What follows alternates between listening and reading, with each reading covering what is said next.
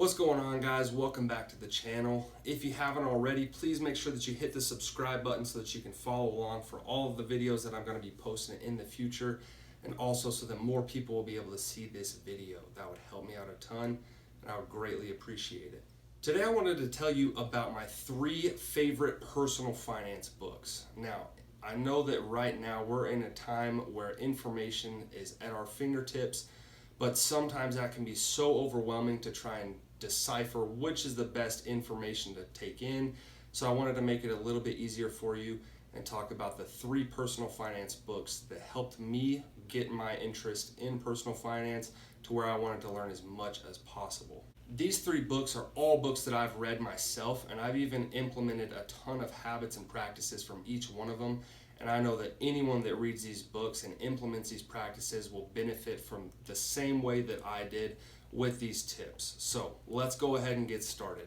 In the number 3 spot, I've got The Millionaire Next Door. Now, what I love about The Millionaire Next Door is it talks a lot about the habits and practices of people from every occupation that have gone on to build generational wealth without inheriting anything. Now, The Millionaire Next Door was actually the first book that I ever read on personal finance, and this was a huge relief to know that anyone in any occupation can become successful by just implementing some simple habits and practices as far as saving and investing their money goes. I also loved that in The Millionaire Next Door, it took stories from people from every different occupation that you can think of, from being a life insurance salesperson to being a cop to being a plumber, electrician, all sorts of things like that. To me, that was very inspiring because it meant that no matter what direction I decided to take, if I put forth the effort and put in the work, I could become wealthy over time. So that was a huge relief. This book takes the top 3 spot, and I would recommend it to anyone. Now, in the number 2 spot, I've got Rich Dad, Poor Dad.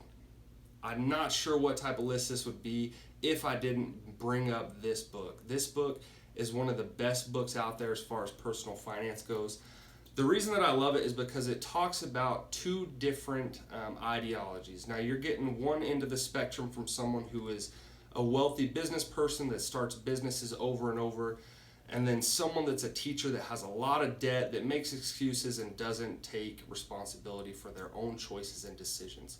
So this book talks a lot about how to build wealth through investing. It talks about a lot of different ways that you can build wealth through investing. And it's a great book that's gonna help you kind of change your way of thinking and change the way that you view money. So in the number 2 spot, Rich Dad, Poor Dad, highly suggest reading that for anyone. And the last book that I wanted to talk about is going to be The Richest Man in Babylon. Now, the first reason that this is my number 1 book is because it's about a centimeter thick, so it's perfect for people like me with the attention span of a squirrel. All jokes aside, the reason that I love The Richest Man in Babylon and the reason that I've ranked it the number 1 spot is because this book was actually written way back in the day, and it's got a lot of parables in it that still relate to this day. One of the things that it mentions is the 5 laws of gold. So it talks, like I said, it's kind of an old book, so it relates, what we would refer to as money now refers to as gold. It talks a lot about saving money, investing money, making money, and one of the things that is most poignant to me was the 5 laws of gold that it has.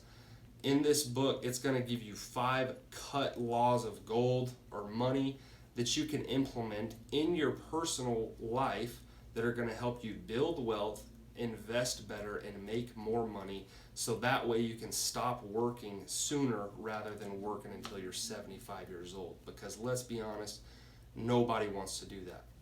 If you've been confused for a long time about where to start with your personal finance journey, these 3 books are the perfect place to start. Like I said, I know that it's so hard because there's so much information out there in the world, but it's up to you to make the decision to get started, and reading some books and gaining some knowledge is the perfect place to start. If you haven't already, please make sure that you like the video so, like I said, more people can see this and that we can reach more people and that we can get the personal finance movement going as far as we can. Thank you so much for watching, and we'll see you guys next time. Peace out.